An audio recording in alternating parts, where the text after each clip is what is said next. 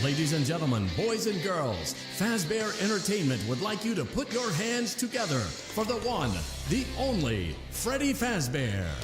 Rewritten!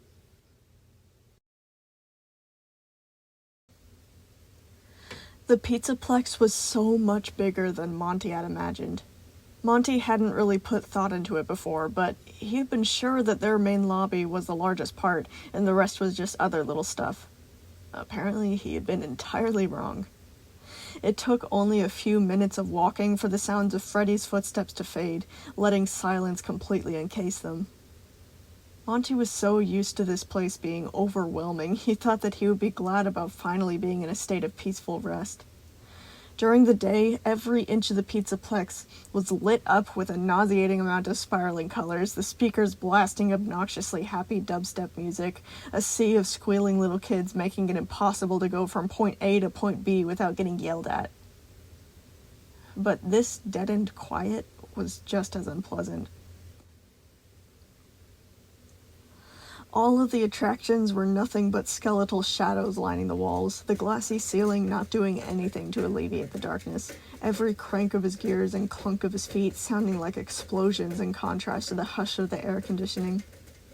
It felt like the walls were eavesdropping on him, like the stars were watching him, and he hated it. The emptiness just went on and on and on, like a vast cavern full of absolutely nothing. It wasn't really the silence that bothered him. He usually liked peace and quiet. It was something that he only really got while being underwater. No, the quiet wasn't the problem. It was how loud they were in comparison. The mall was asleep, and right now they were stomping all over the place. Everything in a 2-mile radius could hear them. Anything could watch them, and he would never know. They might as well be parading in with an entire marching band backing them up. And the constant presence of the staff bots didn't help that feeling go away. Monty retained eye contact with one of them. It was repacking chip bags on a nearby snack bar. Its star-shaped eyes did not move from him, clumpy 3-fingered hands still doing its job. No matter how normal that action was, he couldn't figure out why. Monty was yanked out of his thoughts as both him and Roxy tumbled into a potted plant, the thing dumping over and sending dirt up into a cloud. The sound was like a grenade in the dark, lighting every circuit ablaze. Roxy yanked her hand out of his and sprang to her feet, brushing off the dirt the best that she could, yelling at him, "Ah, Monty, I swear I will claw your eyes out!" Monty tensed and crashed low to the ground, holding his breath. He didn't retaliate, and soon she sensed what exactly had scared him into silence. They fell quiet and stayed perfectly still, listening intently to the noises of the mall around them, waiting. The sound of the vents, the rolling of wheels, the rippling of the fountain water. The scales on Monty's back prickled whenever he saw the staff bots. They were all looking directly at them, pausing in their work, the sounds of their whirring servos dissipating. But they didn't do anything yet. When it became clear that they were safe, Monty grabbed the plant and pulled it upright again. He made a few scoops at the pile of soil, getting most of it back up into the pot and taking Roxy's hand again. No way, you're done being my guide, Roxy whined, this time making an effort to be quiet. She pulled away from his grasp and shook herself off like a dog. Monty wiped his hands on his pants, waiting as Roxy tried to fix herself. She marched off without warning, both arms held out. Are you crazy? Monty tried to catch up to her, still keeping his voice low. Get back here, you're gonna... Nope, no more. She smacked his hand away in what was probably the loudest whisper of all time. I'm fine on my own. Monty sighed, turning his attention to his surroundings again, eyeing the staff bot's glittering eyes from the dark. The empty mall stared back at him, dark and watchful. Monty clenched his jaw so tight his teeth began to hurt. He was doing really bad tonight, continuing to mess up over and over again, speaking when they didn't want him to. He needed to get a hold of himself. At least the collar was gone. It still felt like it was there, some phantom tightness lingering around his throat. But when he moved his shoulders, the feeling dissipated, reassuring him that at least he didn't have to fear Vanessa as much as he usually would. It wasn't a secret how much she hated him.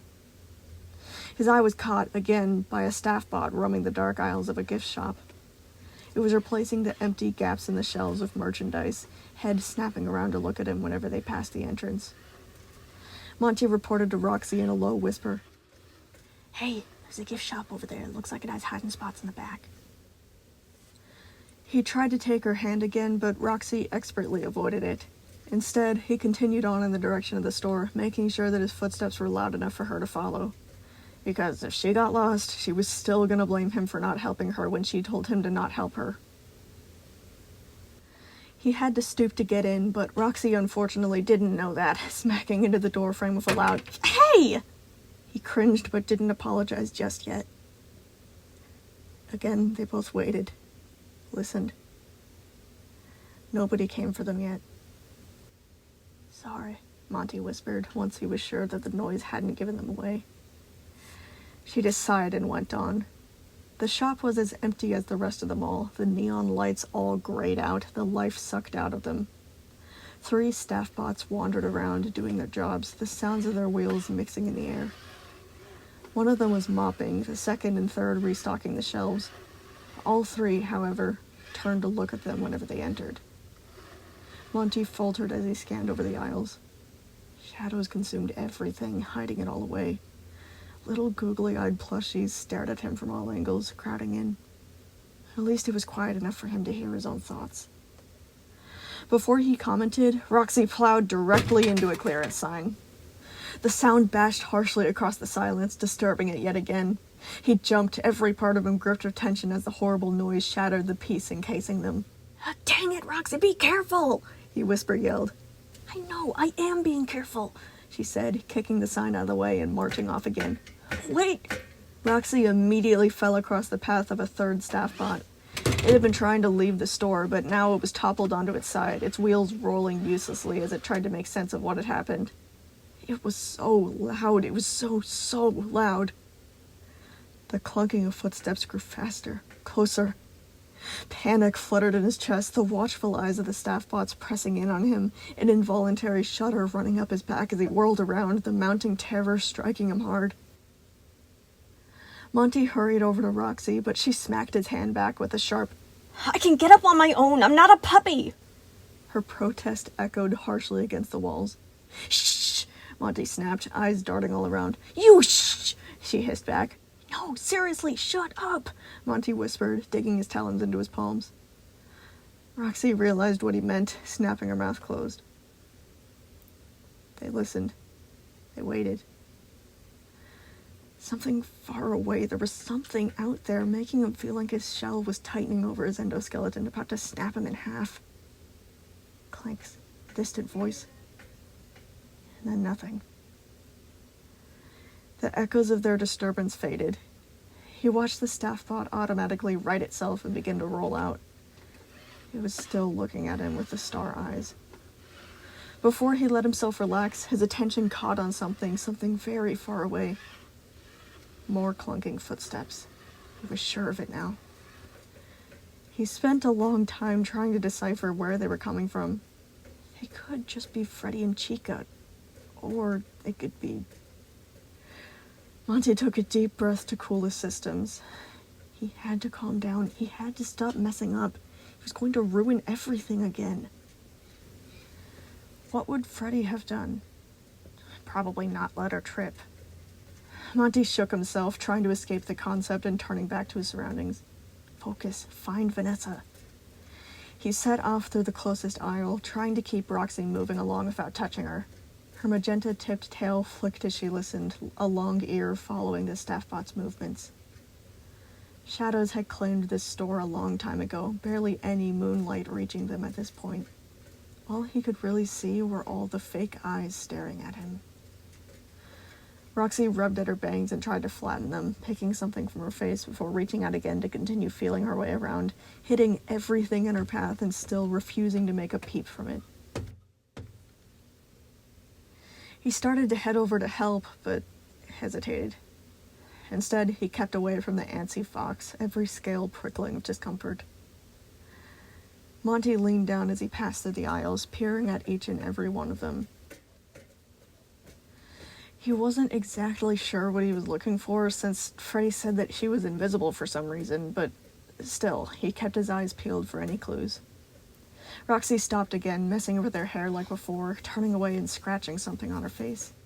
"Stop that," he mumbled quietly, grabbing her hand, trying to pull her along. "Your hair is fine, it's not important right now." Wait, hold on, slow down," Roxy said in a shrill whisper. "Where are we?" "There's nothing in the way, trust me," he insisted, bringing himself down to a volume that wouldn't disturb anything outside the store. "Just be quiet." "No, stop!" She yanked away from him, flapping her arms to shake him off. "I know what I'm doing, frog boy. Stop trying to mess me up. I'm fine." "I'm not trying to mess you up," he argued at a whisper yell. "You're the one who's about to bring the whole place down because you got your nose stuffed so far up your..."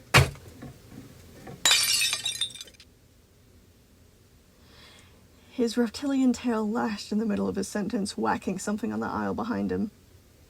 Something fell and shattered. Both of them stopped. "Monty?" "Yeah?" "Did you just break something?" Monty coughed, sweeping the mess beneath the aisle with his tail. "No." "Ooh, what are you gonna do now?" She grinned, white teeth showing. "That sounded expensive." "It's nothing, just keep going," he hissed, taking her wrist and pulling her along. "I swear the first thing I do when we get back is I rat you out," Roxy snickered. Would Freddy have said something different? Was he supposed to stop the search and pay for whatever it had been? Why did Roxy like it? He just had no idea how to process this. Emotions were one of the weirdest things that he had ever experienced. He could hardly understand what his own ones meant, much less what others meant. It was just too confusing. Monty settled on glaring at her, stomping off in the opposite direction. It was getting especially difficult to see, which Monty wasn't surprised by at all. The ceiling of the mall was made of glass, letting enough moonlight in so they could make sense of the dark forms and shadows around them. But in this store, the roof was flat and solid, meaning that the further back they got, the further they were from the small amount of light the night could provide for them. Monty tripped over something, grabbing onto an aisle to steady himself, squinting and blinking several times as he tried to figure out where to step to get out of the danger zone. Just as he stumbled out of the aisle, he crashed directly into Roxy. The two of them fell, several things clattering off the aisles with loud bashing clangs. Roxy started to yell at him, but they both stopped, the air around them vibrating with the noise that they had made. They waited. Eventually, when it became clear that the noise hadn't given them away yet, Monty got out from under her and saw something that didn't quite add up. He hadn't seen her coming because her fox markings weren't glowing anymore. They were flickering a bit, in time with the shivers racking her form, but it was clear that she was trying to keep them off. "Could you watch where you're going?" Roxy hissed. "I'm the one of only one eye here." "I'd watch where I was going if I could see anything," Monty sighed. "I'm as blind as a bat right now. Could you go a little brighter?" The request was simple enough, so he thought that would be the end of it. He was already getting up, dusting himself off, but she still hadn't reacted. He glared at her through the dark, trying to identify the face that she wore. Most of it was distorted with her melted plastic, the edges of each running lump lit with the pale blue light of her one remaining iris. She shook herself and shot to her feet, putting her hand on the wall for support, raising her nose. "No," she said snippily. "What? Why?" She opened her mouth, failing to respond for several awkward moments. Eventually, she said rather flimsily, "Because I'm making it even." "What? Roxy, I can't see," Monty began to argue. "Oh no, that must be terrible," she said, before glancing down and shuffling her feet. "If I can't see, you shouldn't see either. Deal with it." There was something off, something that he couldn't really put his finger on. He was terrible at reading people, but even this stuck out to him as odd. "What type of logic is that?" Monty lashed his tail, and it luckily didn't hit anything this time. "We're doing this to find Vanessa and save a little kid. Are you really doing this right now?" Her ears drooped slightly, seeming to consider it. Eventually, she sighed and let her markings blink on at full blast. The sudden contrast nearly blinded him, making him cover his face. "Oh, come on!" he protested. Several scuffling noises shot away from him, and when he opened his sore eyes again, Roxy was behind another aisle, suddenly fully committed to the search. Monty was about to continue looking around, but He had seen something in that split second of brightness that confused him. Though the store around him was still mostly red as his eyes tried to adjust, the after image was still there, blazed into his head. Monty approached her, trying to lean so he could get a good look at her, and she jerked away from him so hard she knocked several more items onto the floor. "Stop following me! I thought you wanted to search! Go search!" she hissed, looking away from him and rubbing at her nose. Looking away? Why wasn't she facing him when she talked? "What's that on your face?" Monty asked. Roxy went stiff. For maybe a solid 15 seconds, the only thing that moved was her twitching, bristling tail. Still, she didn't look at him. Melted eyes?" she replied, pulling her arms closer to her chest. "What type of question is that? Did you only just notice that Gregory shot me with a stupid blaster?" No, not the melted part," Monty said, still speaking to the back of her head. "There were claw marks. Why does your face look so weird?" "There's no claw marks, idiot!" she snapped, turning slightly towards him and then forcing herself not to look. "Were you manufactured yesterday? Mind your own dang business!" He took a step back. I was just asking," Monty mumbled. "Well, don't!" Roxy shot back, storming away. She accidentally knocked into the racks, but tried to recover as smoothly as possible, the brightness of her markings forcing him to turn away. He blinked several times, the bright scarlet spots in his vision slowly fading as his surroundings returned. What was that about? He eventually decided to let it go. Stuff like this was really common for her. He almost never understood the patterns of her temper. He sighed deeply, turning away, and continued the search. He was quickly distracted by the back wall. An employees-only door stood guard behind the counter, cracked open to show a thin black line. Monty hesitated, waiting at least a full minute for her to calm down. When he judged that it had been long enough, he took a leap of faith, hoping that their task was more important to her than her pride. Hey, Roxy, he began slowly. Yes?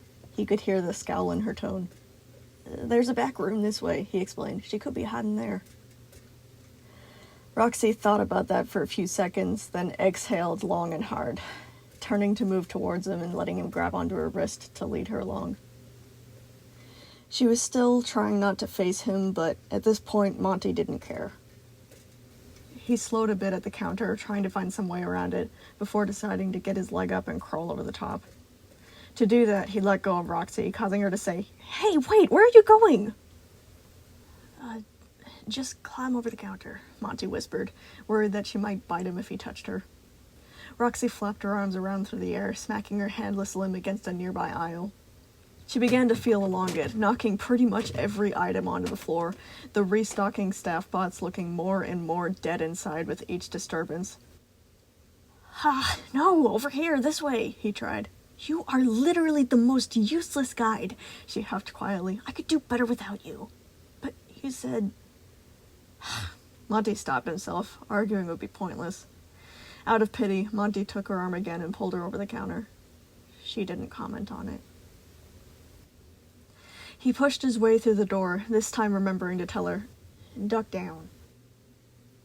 However, as they entered the room, the door tried to swing closed behind them and crunched against her tail instead. Roxy yelped, snapping out a quick, You could have warned me, grasshole! She yanked her tail out of the door and hugged it close. The door, no longer obstructed, slammed shut. Darkness would have covered them if it weren't for Roxy's glow. The fox markings tipping her ears, her tail, and the stripes around her face all hummed with dusky light. The little patterns of magenta and pink were bright against her dark plating, flickering in and out like a campfire. It wasn't enough to really light the way, only showing the outlines of stacks of boxes and metal racks. But Monty was afraid that she might yell if he asked her to glow brighter, so he just kept his mouth shut. Roxy began to feel around of her handless arm, using her other hand to keep brushing her hair, picking at her face for some reason. He reached his arms out in a circle, trying to get a sense of where he was despite the insufficient light. He tripped over something, hitting his head on some sort of rack of crates that clattered. He grabbed it, pushing it back up right before it fell, several plastic things falling onto the floor. He needed her to glow brighter. Roxy, can you... Monty said, trailing off. What? She huffed. Never mind, he said, remembering to shut his mouth. It wouldn't be worth getting yelled at. He could still feel his way around. The tiny space closed around him as he tried to make his way down the first aisle. It felt like the entire world just disappeared back there. The shuffling of his own movements filled his ears, eyes straining to focus on Roxy's patterns. He couldn't feel anything. A sudden surge of danger radiated up his form. This was wrong. He didn't understand why, it just was.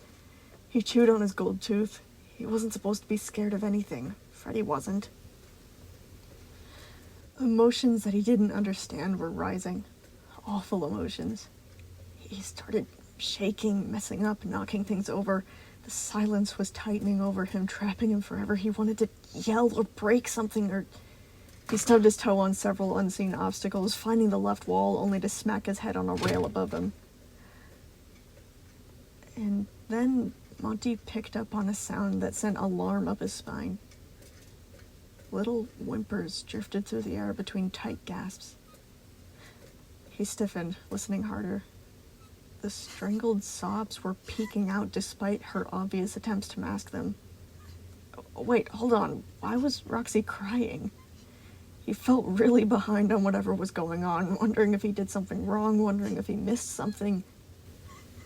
Roxy? Monty turned and followed her light, bumping against the corner as he passed it. Are you... There, hunkered closely to the wall, was Roxy. She wasn't facing him, her paws clamped over her jaws and her tail tucked low beneath her legs. She went rigid once she became aware of him, nearly choking herself just to go quiet. What do you want? She asked curtly, not bothering to look over her shoulder. Are you crying? Monty asked. No. Roxy straightened up, stiff and compact, but still looking away. What's wrong? Monty asked, approaching her with a tilt to his head. Did I say something? Go away, she muttered. He reconsidered for several seconds, a tinge of fear seeping into him. But what would Freddy do? Comfort her, figure out what's wrong and fix it. He wasn't sure exactly how to do that, but Monty decided to try anyway. He got closer, asking her, Why are you crying? Go away, she whispered. Her shoulders shook. Is it because of your face? He asked, reaching out and touching her arm to try and get her to turn towards him. You were acting kind of weird about your face. Is that why you're crying? Get away from me! Acid green claws swiped at him, an inch shy of slicing his nose off. Monty jumped back, the glow of her markings radiating so harshly it nearly blinded him. Roxy had an arm over her face, growing brighter and brighter with each labored breath that she took. What's wrong with you? Monty asked. What did I do? Go away! She snapped. I don't want your help! The claws came again, wild and blinded, this time striking him. Pain slashed up over his nose, causing him to stagger back, holding his face. What is your problem with me? The demand punched its way out of his mouth before he could stop it. He realized a millisecond too late that he had roughly shoved at her with a force that made her back hit the far wall. Roxy's markings flared with shock, flooding the room with bright magenta light, hurting his eyes. Boxes and racks surrounded them. Toys were piled on the floor. The room was so much smaller than he had thought it would be. A short silence followed, and for a moment he thought that she would start attacking him. Memories pushed up at the back of his head, remembering how much her claws had stung whenever they raked over his face, remembering the look in her eyes whenever the employees dragged her off of him. Seriously, what is your problem? Monty snapped, breaking the truce. Tell me one thing I've ever done to you. I would really like to know. She laughed bitterly. Did you really just ask me that? He hesitated, his mind drifting back to the first 3 weeks of his life. He fell completely silent, a few pitiful sentences forming in his head before flaking away. Roxy sat there and waited as he struggled to piece together something, anything. A part of him had hoped that it had been long enough for her to forgive him. It had been years ago. He thought that it was getting better. Even tonight, it felt more like she was joking. Sometimes, at least, he hoped that she was joking. Now, though, that scar was being violently ripped open again. A tingling began around his neck, and he touched the space where the collar used to be. "Look, I already paid for it, okay?" he said weakly. "I was shocked really bad. I learned my lesson." No you didn't," Roxy yelled. "I still hear you doing it to broken staff bots in your room." Something ached deep inside of him. "Do you even feel bad about what you did?" she demanded. I do. I'm sorry. It was an accident," Monty said, his voice quavering. Roxy stamped the ground and advanced on him. "An accident? I'm not buying that for a second. How stupid do you think I am?" By now, any trace of her usual sarcasm or sass was gone. This wasn't a playful joke anymore. She was quivering with hatred, her words getting faster and sharper and louder. "You just wanted to rub it in our face, didn't you, you stupid, wart-infested piece of..." Her voice box shut down, blanking out the next few words. She growled deep in her throat, seething as she tried to continue, her language filter slowing her down. None of the animatronics could truly curse because they were programmed to be child-friendly, but it was clear from the movement of her lips that she was trying her best to cuss him out. He wilted away from her, scratching at the scales on the backs of his hands. "I couldn't help it. I know it's a problem. I don't know why I did it. I just can't stop." "Yes, you can. Don't give me that." Roxy had recovered by then, still prowling closer as he tried to back out of her range. "You are a grown adult. You have no excuse to be throwing temper tantrums like a 2-year-old. I've dealt with toddlers that have more maturity than you." Her fangs peeled back from pink gums, her disfigured eye sockets burning fiery holes into him. "It was the last thing that we had left of him, and you just..."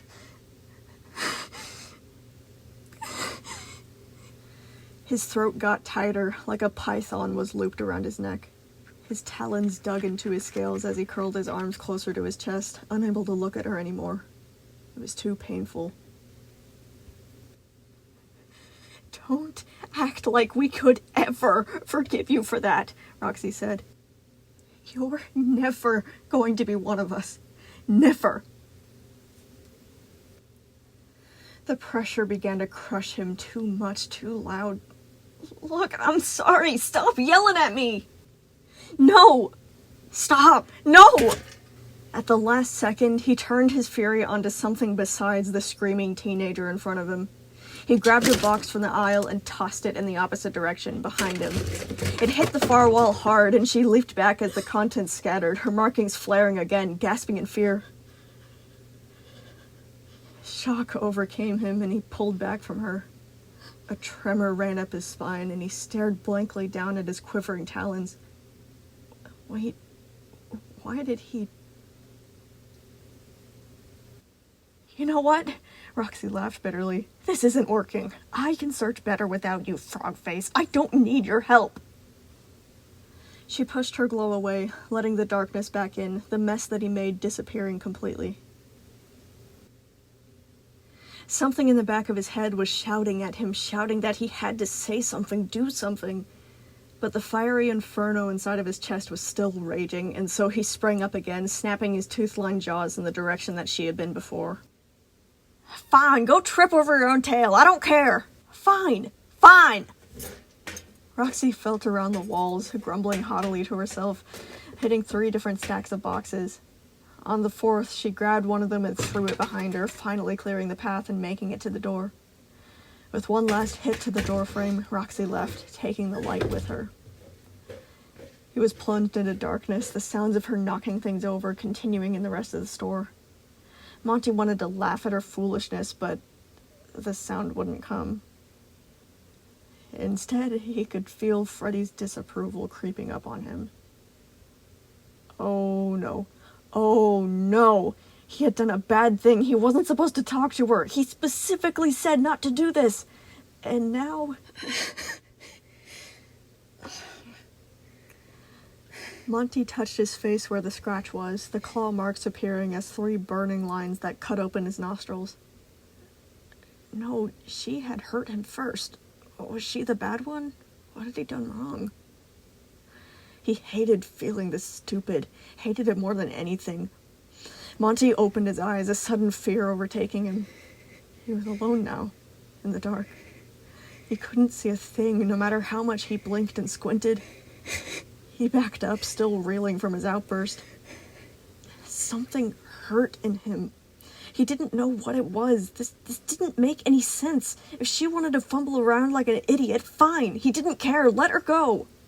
She would probably attack him if he went after her. Then why was he upset about it? Everything was too much. His stupid emotions were too much.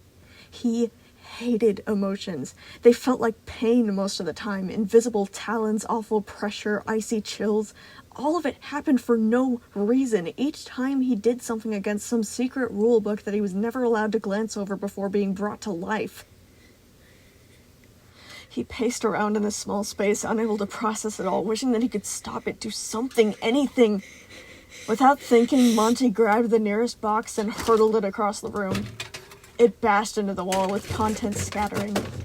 Monty grabbed another box, tore it open, knocking over another stack, the cardboard ripping easily under his claws. It hurt him, and he didn't know why. He couldn't.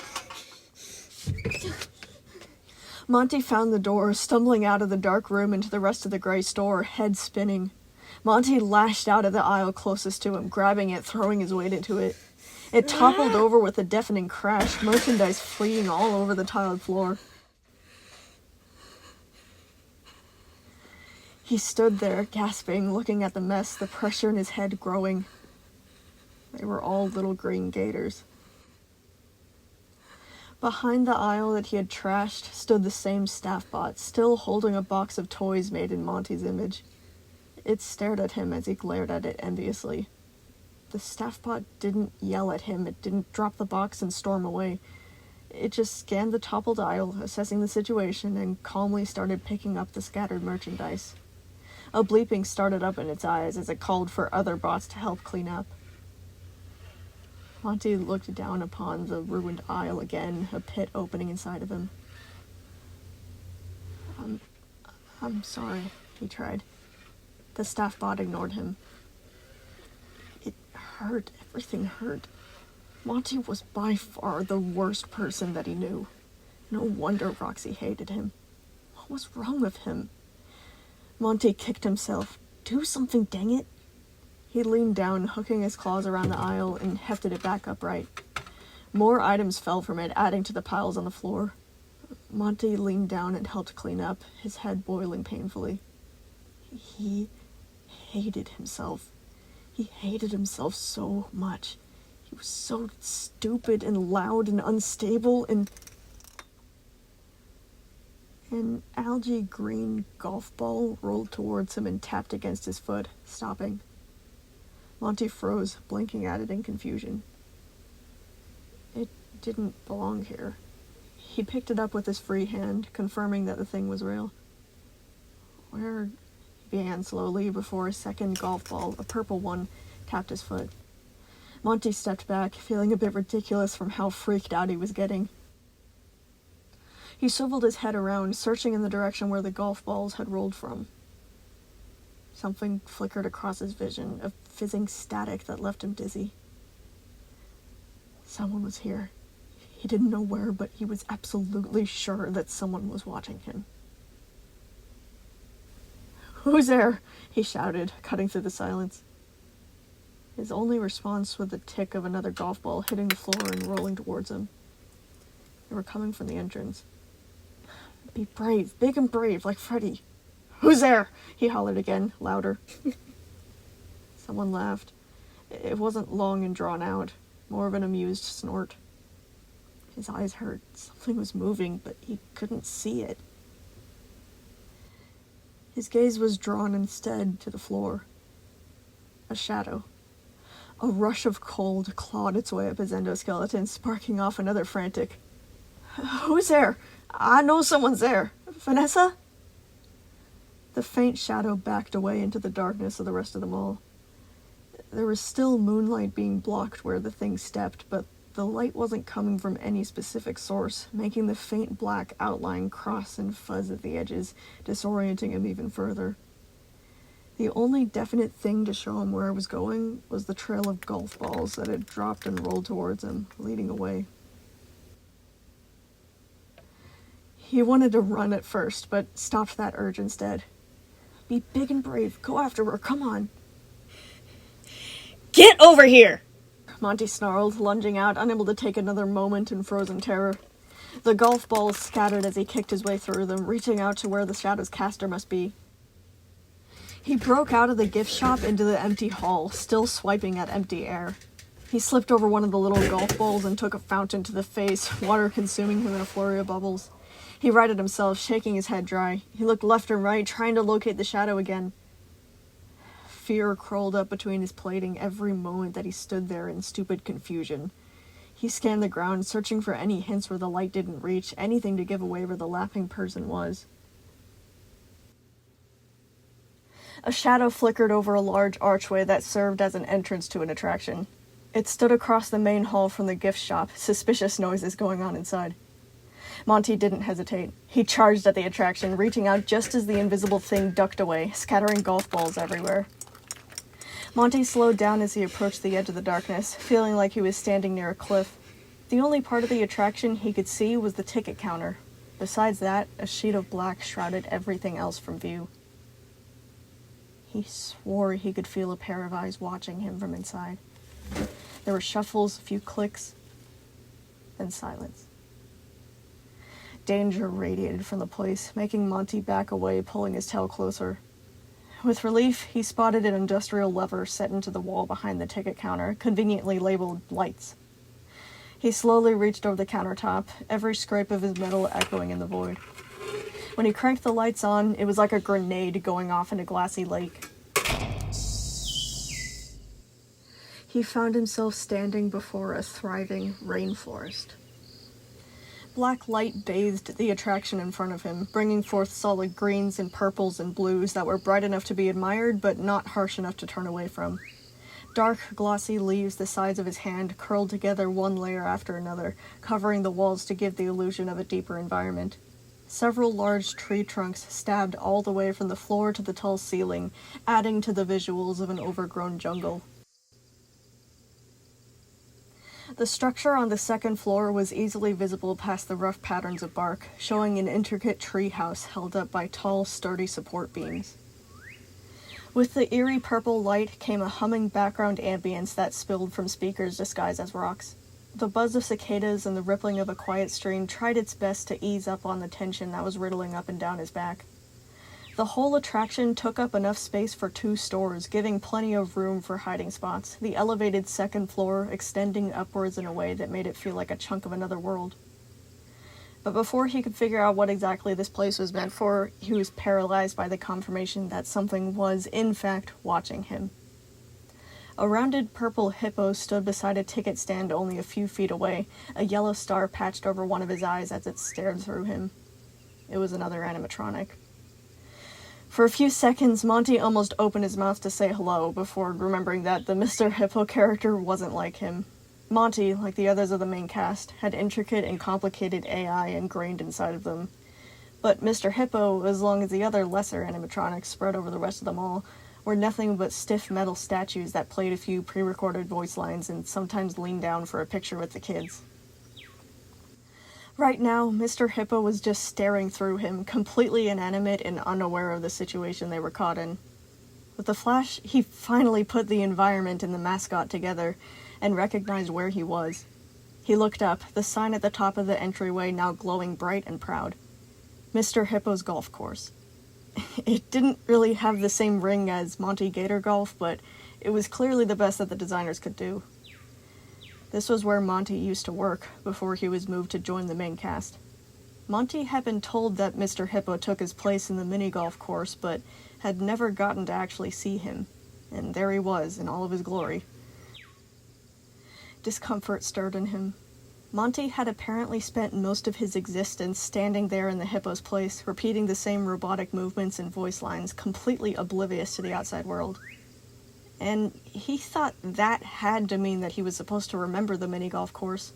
He had simply gotten an upgrade, the specifics of which were vague and unknown to him, but still, he should at least find this artificial jungle familiar, right?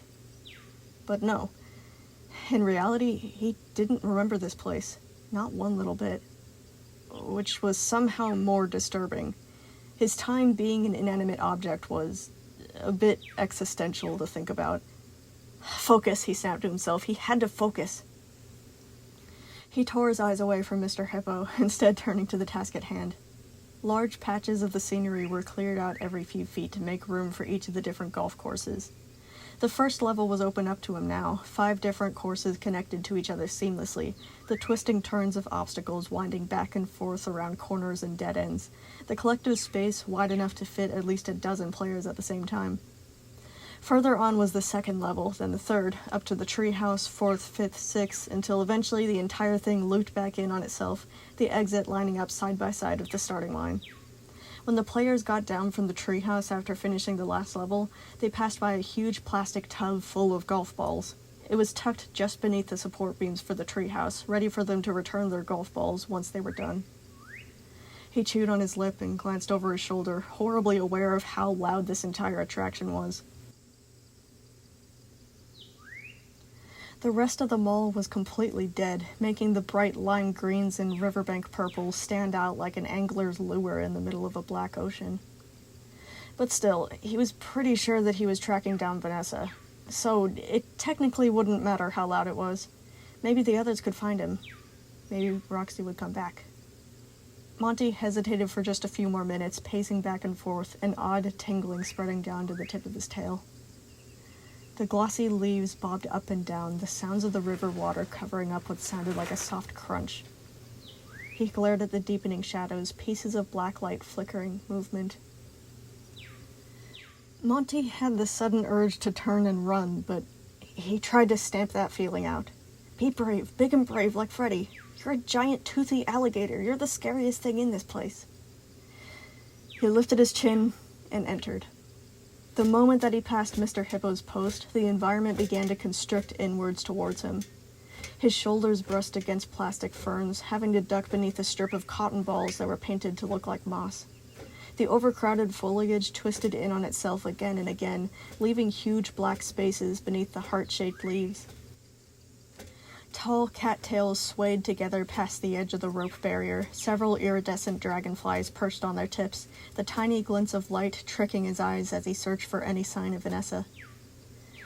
The further he got, the more he was showered in black light. It reflected off of his green and orange scales, making him glow brightly and stand out like a firefly.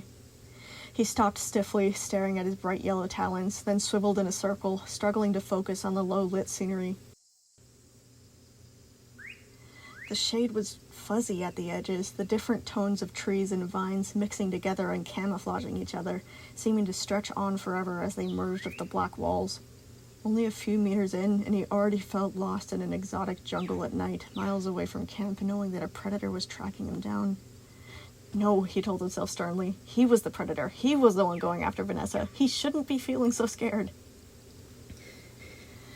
A frantic rattling began in his chest, his tail coiled tightly around his legs, snapping his head back and forth as he listened. The constant looped sound of the cicadas was so loud he could hardly hear his own quickening breaths. Something moved, to the left. He spun around, but couldn't see any sign of a disturbance. "Who's there?" he asked, his voice cracking. No response. He was just about to approach a tree on the left when there was a snapping noise at the right. Alarm began to wash up his body in sickening waves, the shudder of a bush behind him making him jump back only to see that nothing was there. All of this was making his scales feel like they were trying to crawl off of him. He began to take steps back, everything getting too close, speeding up. He closed his eyes, taking in a breath through his nose. No, don't run, keep going. Monty marched to the walkway, even though his feet felt like they were being yanked backwards by a rope, forcing himself to keep taking steps forward. Between the first and second level was a small rope bridge that was sturdy enough to hold him up. He jerked to a stop when he sensed something beneath him, then tried to relax whenever he saw that it was just the river that he had been hearing. At first glance, the water was so dark that it looked like ink. But he knew, logically, that it couldn't be more than a few inches deep, the bottom painted black to give the illusion that it was something that would actually belong in a jungle like this. Right as Monty was leaning down to see if anything was hiding on the edge of the river, movement at the corner of his eye snapped his attention back forward. A silhouette. To the left, a piece of the wall was exposed. It was painted in layers of green and yellow, suggesting that this imaginary jungle continued. But right now, that flat surface had a shadow projected onto it. It was a humanoid figure, the long, thin ears perked up and bent in an unmistakable imitation of a rabbit. Seeing it was like having a sinkhole open up beneath his feet. Monty staggered away, his back hitting into the prop, alarm searing up his body. I'm so sorry, I didn't... Monty tried to back up further, blocked by the same prop. I'm sorry, I didn't mean to take your place. I didn't ask for them to do that. They forced me to. No response. Are you Bonnie? He cracked out, voice shaking more than he anticipated. They still didn't respond. He waited, everything around him squeezing tighter and tighter the longer it took. So you do know what you're doing to them. It was a distinctly female voice, one that he recognized. What? You might have been redeemable if you were oblivious to it, but I guess this is just what you're really like. Vanessa. His temporary relief was broken by what she said. Vanessa, is that you? He called, feeling a little stupid now. Wait, is that what your suit looks like? That's not funny. I didn't say it was funny, she said, her tone as flat as the wall she was projecting on. He was still a bit stirred up by what she had said, but he tried to shake that off. He put on his best intimidating voice and said, Vanessa, I'm done playing these games. Get over here, young lady. Did that sound good? She wasn't reacting. Maybe he was supposed to be louder? Just as he was about to repeat it in a more stern tone, her shadow stepped aside and disappeared among the overlapping fronds surrounding him. Her footsteps crackled across the manufactured undergrowth, a few plastic reeds tipping over as she stepped off the path in the direction of the next course. He scrambled to follow her, leaving the bridge behind. He wanted to yell out a threat, but he soon found himself slowing down in his second course, a quick jolt of alarm running up his toes before he realized that the snakes weren't real. Rubbery water moccasins stuck out of sand pits, watching him with beady yellow eyes. The paths of this course were simple too, but with much more traps than before, forcing him to be careful where he put his feet. Monty snapped his head back up when a click came from the left, circling behind him with the shivering of foliage. He turned with her movement, a shiver running from his nose to the tip of his tail. Vanessa was now in between him and the exit. Run, something screamed at him. Run, get out of there, she's blocking the way out, No, be brave. Vanessa, I'm serious, get over here right now. Monty, I already know what's been going on, Vanessa said, completely ignoring him. Your argument was loud enough to hear 3 stores over, as well as what you did after. He shrank back, feeling like invisible nails were dragging themselves over the ridges of his endoskeleton, pulling him down to the fake mud-colored ground beneath him. No, I tried to clean it up. I didn't know what I was doing. He protested weakly, his mind suddenly full of frothing rapids like an icy river. No, you did know what you were doing, Vanessa said, making him jump, unable to see her inside the deepening shadows of the vine-covered bark. And you still have the audacity to wonder why the others hate you. He stomped closer to the sound of her voice, a bit uneven as he maneuvered around the sand pits, scared that he would trip and fall. Stop changing the subject. Get over here. Where did you take that kid?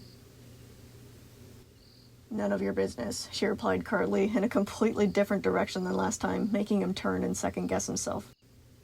Just listen to me, all right? It's the least you can do for me after all these years of watching you slowly destroy your... Well, I wouldn't really call it your family. Things slowed down again, even though she was right there, surely within arm's reach. Something in his chest hurt. He was shaking. No! Monty tried to snap himself out of it. Focus, focus, get her! He charged without really looking where he was going. Instead of grabbing onto her, he ran face first into a tree.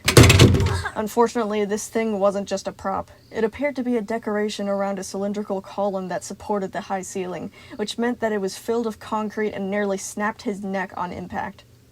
He hissed in pain and fell back, lashing out at it. His claws raked over the paper coating, ripping it open to reveal the gray bricks hidden underneath. He spun around, heaving with breath, the rustling movement going still just as his vision cleared. You really have no idea how much you messed them up, she continued, a fizzing glitch passing through his eyes as he tried and failed to lock onto her position. Trust me, I've seen it. Some of them might act nice, some of them might keep it professional when they're around kids, but when they're alone in their rooms... She seemed to trail off at that, lost. Monty hurried towards her, but he skidded to a stop at the third level, something in the back of his head throbbing and hurting. Her words were distracting him, making it difficult to calculate what his sensory receptors were telling him, locking him in place just long enough for her to get away into a different hiding spot. He growled in frustration, trying to push it all down, emotions still bombarding him in ways that he couldn't understand. Just catch her, come on, it's not that hard. Stop thinking, stop feeling, it doesn't matter anyway. Obstacles were much more popular in the third level, it seemed. Every course had a stork or a snoozing hippo at every corner, all of it stopping at a waterfall. It took a few seconds to figure out what exactly was going on, but eventually he could see how it worked. A glass sheet was dropped down from the upper level, and even though some water was pouring over it, it wasn't nearly as large as it seemed from a distance, feeding into the very shallow water and circling away around several green rocks. Beside the artificial waterfall was a set of wooden stairs layered of strips of grit so nobody would slip in the misty environment. It zigzagged up to the treehouse-like structure that he had seen before, presumably to the remaining courses. He hurried up as fast as he could, 2 steps at a time, making it to the top and holding on to the railing for balance. For him, the railing was only about as high as his hip, and he tried not to peer down at how far he was from the ground. Instead, he kept his gaze up, still prickling of unease as he took in the 4th level. It was more complicated than the first 3. From what he could see, it looked like players were supposed to hit the ball over a small bridge to get to the next hole, a complicated pathway that he didn't spend much time examining. Instead, he was glaring at the shadows along the treehouse, examining the bright hibiscus flowers that looked like they needed a repainting. The ceiling was gathered much closer now, black light bathing everything in bright neon hues. But it was brighter, and he swore he could see a particularly dark patch moving just behind another tree, the ferns bobbing up and down as they settled. He grinned to himself and began to prowl towards it, his head clearing, forgetting what she had said. "What? Do you have nothing to say for yourself?" she asked, breaking his concentration. Monty wanted to reach for her, but everything inside of him began to pinch painfully again, his face stinging where Roxy's claws had scratched him. He stopped and stammered out, I'm sorry, I've been trying, I just... No, you're not sorry, she argued. You're only saying that because you want to get off easy. No, I'm not, Why did you do it? Why did you have to deface their last memory of him? She asked, her voice growing darker. And don't play dumb with me. You know exactly what I'm talking about. The ferns rustled and peeled back as she moved to a new spot, but he couldn't focus on her, his systems thrown off balance by the new tightness in his chest. It was like fresh concrete was being poured into the cracks of his shell, weighing him down, rough and thick and suffocating. He desperately tried to pull above it. You know what she's trying to do. Just ignore her. Keep going. Monty ducked through the doorway of the treehouse, following the echoes that were bouncing around the interior. He had to bend his neck low to fit, orange boards boxing him in. Cushioned furniture and props were carved from dark wood, permanently glued to the floor to act as obstacles.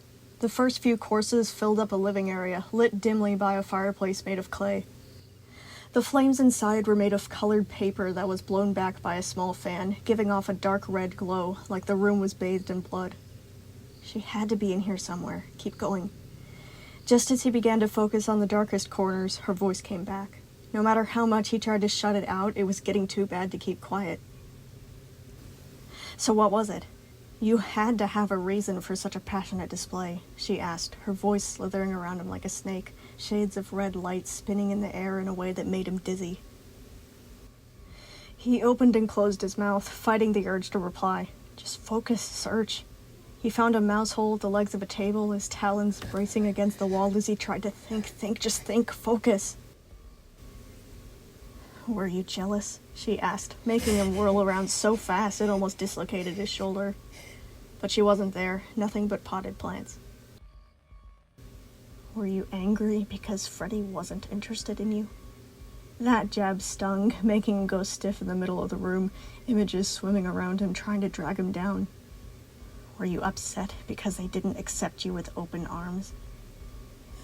The walls were getting tighter, the ceiling lower, everything too much. He chewed on his gold tooth, reaching out to the corners, listening to the footsteps rushing around him, struggling to see through the pitiful amount of light the fireplace was giving him, everything drenched in varying shades of scarlet and crimson. At this point, Monty was pretty sure that he was about to start crying, and that would not do.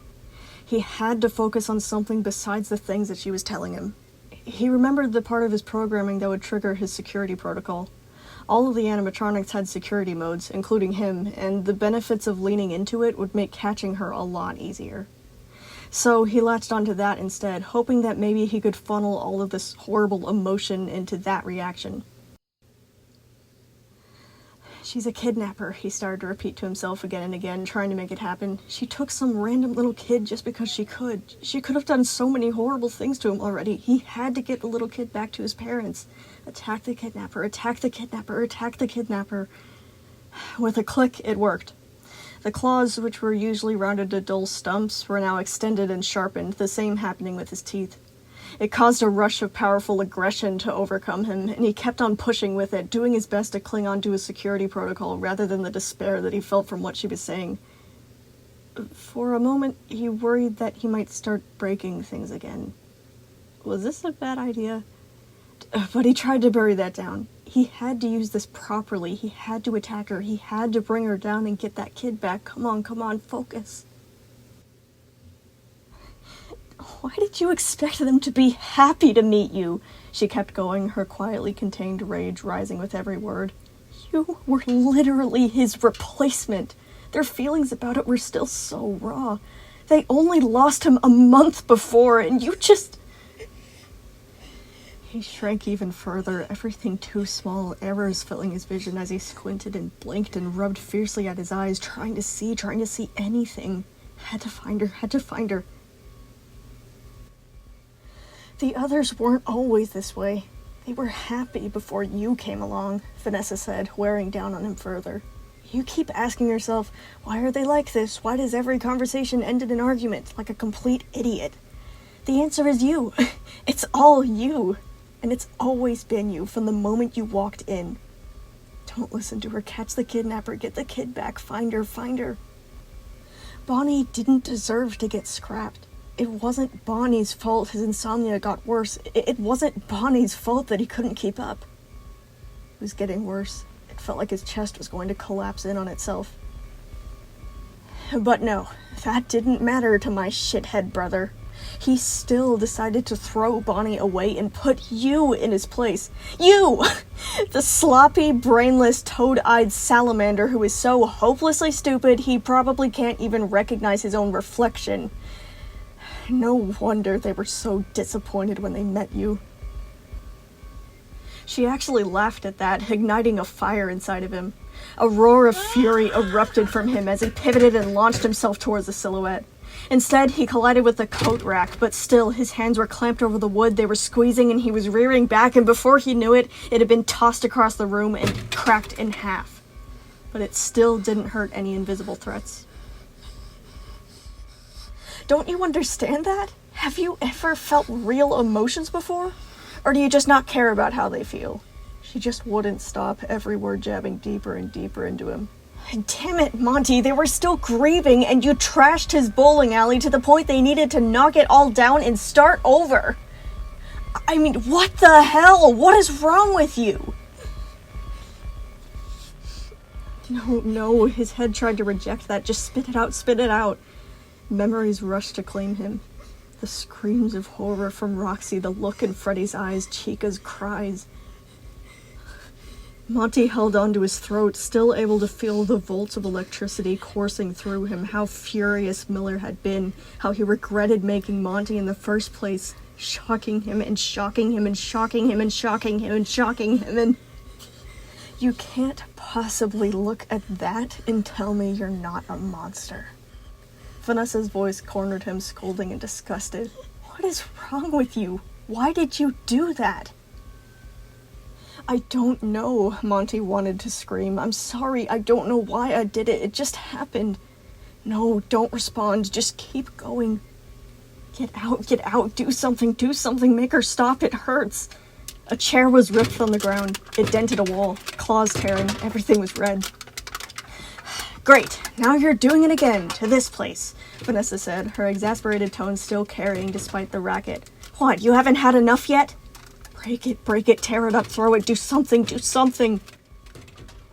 Stop, please, stop! He howled, charging in the direction that she had spoken, only managing to run headfirst into a wall. His talons scored splintering marks into the wood as he spun, baring his teeth.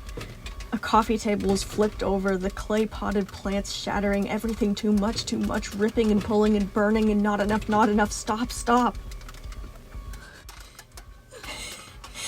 Roxy may be annoying, but she is completely right. You might stand on stage with them, but you will never be one of them. You don't deserve to be one of them. I mean, look at you. You're a mess, and you make everything else a mess. His head struck a corner and he staggered, feeling like he was breathing fire, gasping as he stared at the destroyed props, shaking all over, shaking, and what is going on? Everything was too much. No, don't do it. Stop. Why are you doing this?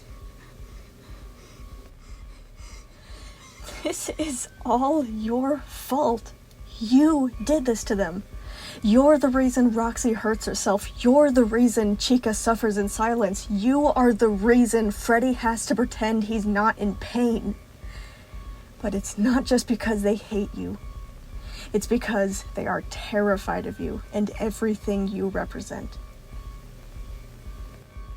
Stop! He cried, his thoughts spilling out of his mouth. Stop! Just stop! For a few exhausted seconds, he thought that she would finally shut up. He tried to collect his thoughts, tried to keep the security protocol up, but it was washed away within an instant once she opened her mouth again. You are everything that they are afraid of, she told him, clear as day. You are one of the dozens of reject characters that they can be replaced with at any time. They know what happened to Bonnie. They know that the same can happen to them. No! He didn't know what else to say. It was all too much. He wanted to cover his ears, scream at her, do something. He charged, he swiped. He couldn't find anything, couldn't vent out the horrible corrosion deep inside of him. It hurt so badly, and he didn't know how to make it stop.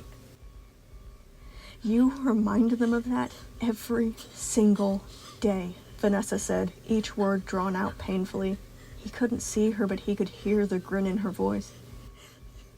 And they hate you for it. He realized his claws were no longer sharp. The security protocol had withered away in this storm of misery. He tried to bring it back, but soon found it to be hopeless. No. He was stunned just long enough to let her escape. Several thumping footsteps rushed past him, and before he could close his jaws around her, they ended at the exit, where she jumped and landed below. The balcony of the house dropped off at an empty space, level with the branches surrounding them, overlooking the rest of the course. The entrance was in sight. They were at the end. Stupid, he started thinking as he hurried to the edge. Stupid. This was what she wanted to do. She wanted him to do this and freak out, but he was angry. He was so angry. It hurt so badly. There was no sign of Vanessa once he leaned against the railing of the balcony. Looking down, the final course waited. In a shallow pond stood the hard plastic head of a purple hippo, one that was merged with the ground and continuously opening and closing its chunky mouth. Inside the mouth, between the rounded teeth, was the last hole. The final challenge must be to hit the ball into the hippo's mouth, a dazed part of the back of his head realized. Down to the right was the stairs leading down to ground level, providing a better answer than just jumping. His legs wobbled as he made his way down, stumbling and falling onto his hands and knees. His front claws plunged into the shallow water. Circular ripples traveled outwards from him, uneven and shuddering, shaking. When he turned his palms up to look at his hands, bits of stuffing and ripped fabric were wedged beneath his talons. It was the remains of what he had just done. The realization hit him like a derailing train. He craned his neck up towards the jungle home that he had just trashed. Just like it always did, shame began to pour over him, questions sparking around his frazzled brain, unable to understand. Why did he do that? Congratulations, Monty. You just proved me right. He looked just below the supports of the treehouse, where the return bins were stacked. The tall carton was stuffed with multicolored golf balls, but something was wrong. They were tilting towards him. The screws holding it all together were gone. They would be much better off without you, Monty.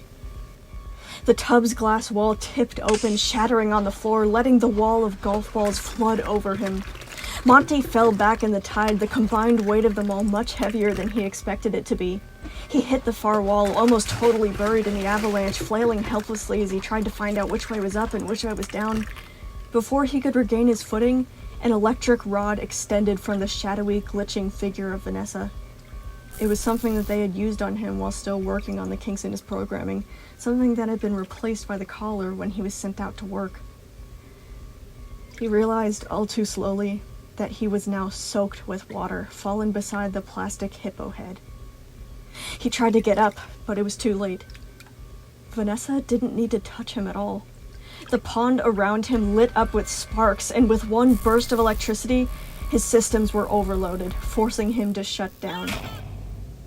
Monty was out cold before he even hit the ground.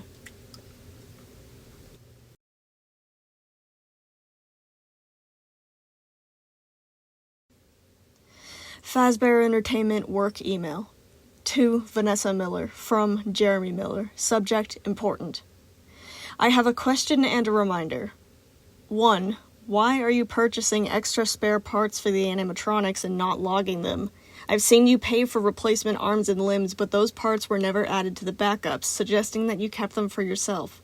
If you think the animatronics need repairs, I already told you you technically have the education of a technician and are qualified to enter the maintenance rooms. If you're trying to make improvements in secret, just stop and talk to me like a normal person. 2. I've already issued this notice to the rest of the employees, but I'll add this as a more specific order to you. Moon is no longer allowed to call the police. He has been constantly berating them with at least a dozen calls a day about hearing imaginary people hiding in the walls and random adults who stare at one of his kids half a second longer than average. The police department gave me quite a long lecture about how he's misusing the 911 operator's time. From now on, he will have to ask you to call the police instead. If he tells you to call the police, first ask him why. If it makes sense, do it for him. But if he's rambling again about disguised capture bots and voices giving him conspiracy theories about how the janitor is a pedo, promptly tell him to shut up and find something better to do with his time. To Jeremy Miller, from Vanessa Miller. Subject, answer. Because you don't let me do anything anymore, I was trying to see if I could improve the animatronics endoskeletons. If it makes you feel any better, it didn't work and I threw it away. And yes, I'll deal with Moon. I think I know what's going on with him. So leave him alone. He's just doing his job. Incident report. On February 1st, 2087, the Roxanne Fox animatronic abruptly left her post in the middle of an arena match and entered Monty's raceway to start yelling at him. The argument turned into a fight, causing several $1,000s in damage to both of them. Roxy refused to let go of Monty until she was shocked into unconsciousness by her manager. Both animatronics were severely damaged and were out of order for the next 2 days. Assessment. Both have been heavily disciplined. Animatronics can no longer enter the other characters' areas. Jeremy Miller.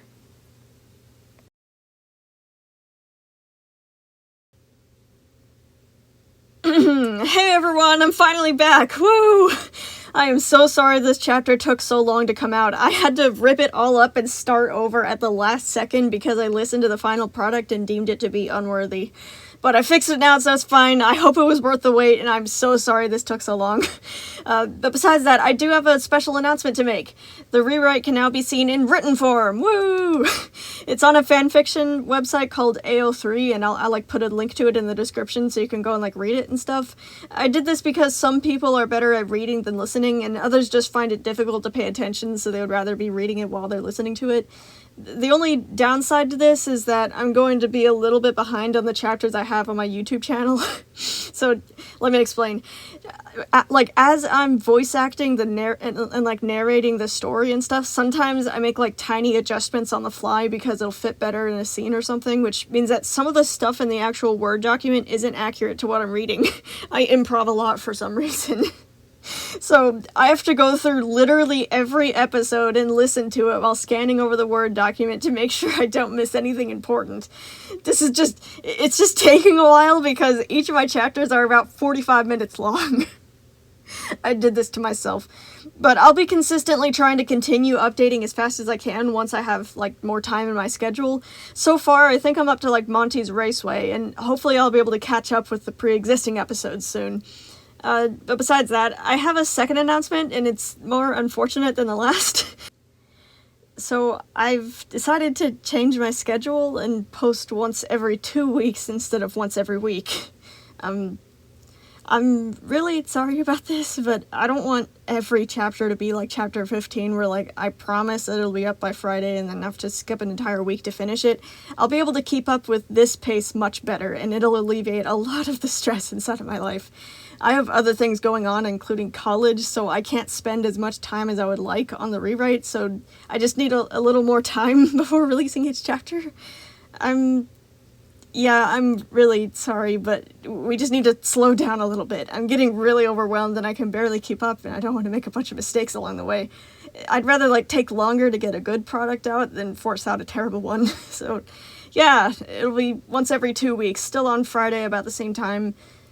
Yeah, it's kind of difficult to express to you guys how guilty I feel about this. I'm really sorry that I'm not able to live up to what I promised originally, so yeah, sorry. Bye, see you in 2 weeks, I guess.